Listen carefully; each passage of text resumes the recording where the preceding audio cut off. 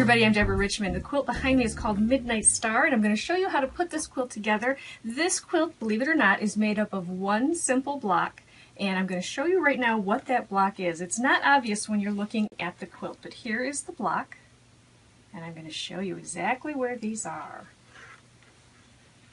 So you can see here's the block, and the next one, and the next one.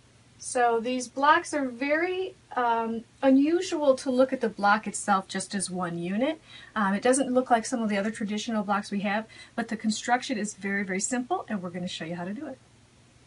So let's start with this first unit. We take one of our 6.5 inch squares of center and our corners, which are these squares 3.5 inches, and we're going to take the first one. What we're going to be doing is we're going to be lining this up. We're going to be sewing from corner to corner. Now before we do that, we need to mark. I'm going to draw a line from corner to corner so I have something to draw on. So you're going to basically take any ruler, and you're going to line that up. Now I want to use something smaller just because I have other tools I like better. This is what I'm going to use. This is called Quilters Slide Lock, and I'll have information for this if you want interested in seeing getting one for yourself. But what they are is they're a way to grip fabric very simply. This bar presses down and it keeps this fabric really just nicely tight there. So I'm going to press down. You see it's not going anywhere. So I want it to be exactly not slip on me as I'm drawing. That's just simply the reason why I use this tool. It's used for other things as well, but it's great for this.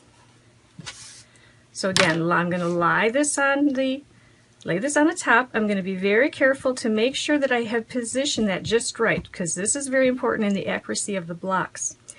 So now that I have it positioned, I'm going to go ahead and sew on that line corner to corner.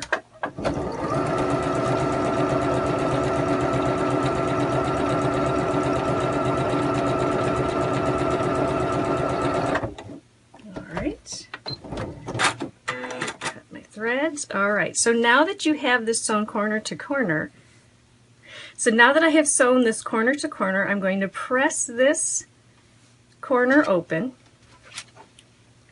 Take this over. I'm going to use my Steamfast Iron. I like my Steamfast travel iron for this type of piecing, along with my Omnigrid ironing mat right next to my sewing machine. Alright, so now once you have that corner on, you're going to do the same thing on the opposite side with drawing the line, sewing it corner to corner, flipping it and pressing it. And then once you have that done, you're now going to cut these apart. Now I want to cut this so that it is 1/4 inch.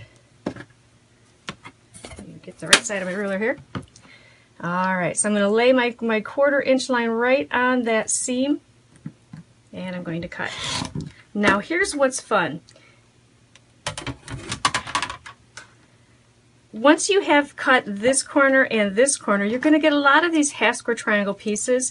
Here's what's really fun is you can then take those, and just as a secondary project, you can make pinwheel blocks from those, is what I'm going to be doing. And probably I'm going to either make a table runner or a mug rug, something I'm going to use these in. But isn't that, since they're already all put together, you've cut them, you know they're the right size because you've measured very well here, they're going to all fit together.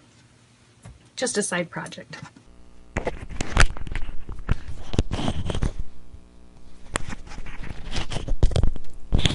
Three, two. So once you have created your gray center pieces, you're now going to do the same thing and create 2 of the blocks with the background fabric and again the navy squares in the corners for triangles. Now once you have this, you're now going to be cutting these apart. It's very important that you first of all make sure that when you're looking at the square to cut it, you have the triangle in the upper left hand corner and the bottom right. If you don't, this is a common mistake and I made it a couple of times. If you accidentally turn your block this way and cut it across, your star points aren't going to be on the right sides and your block won't look right.